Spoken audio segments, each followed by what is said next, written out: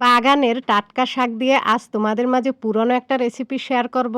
আমার আগে এই শীতে হয়তোবা তোমরা অনেক আগেই এই রেসিপিটা বানিয়ে খেয়েছো। রেসিপিটা তৈরি করার জন্য বাগান থেকে কিছু ধনিয়া শাক তুলে নিচ্ছি। শাকগুলো তোলা শেষে তাড়াতাড়ি বাড়ি ফিরে যাচ্ছি, কারণ আজ অনেক ঠান্ডা পড়ছে এবং চারদিকে কুয়াশায় ঘেরা ছিল।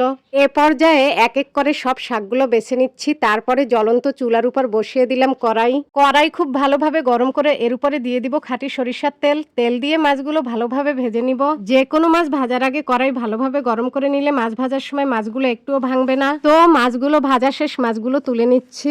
এখন কড়াইয়ে দিয়ে দিব রসুনের কোয়া, পেঁয়াজ, কাঁচা লঙ্কা, শুকনা লঙ্কা, এগুলো একসাথে ভেজে নিব। যে কোনো ভর্তায় এই উপকরণগুলো লাল লাল করে ভাজবা না, তবে ভর্তার কালারটা নষ্ট হয়ে যাবে। এখন ধনিয়া শাকগুলো সিদ্ধ করে নিব। শাকগুলো সিদ্ধ করতে একটু সময় লাগছে, কারণ শাকের সাথে আমি ডাঁটাগুলো নিয়েছিলাম। এ পর্যায়ে এক এক করে সব উপকরণ দিয়ে ভর্তাটা বাটনায় পিষে নিচ্ছি। গ্রামীণ স্বাদের এই ভর্তাটা এইভাবে একবার বাটনায় বা শিলনোড়িতে পিষে খেয়ে দেখতে পারো।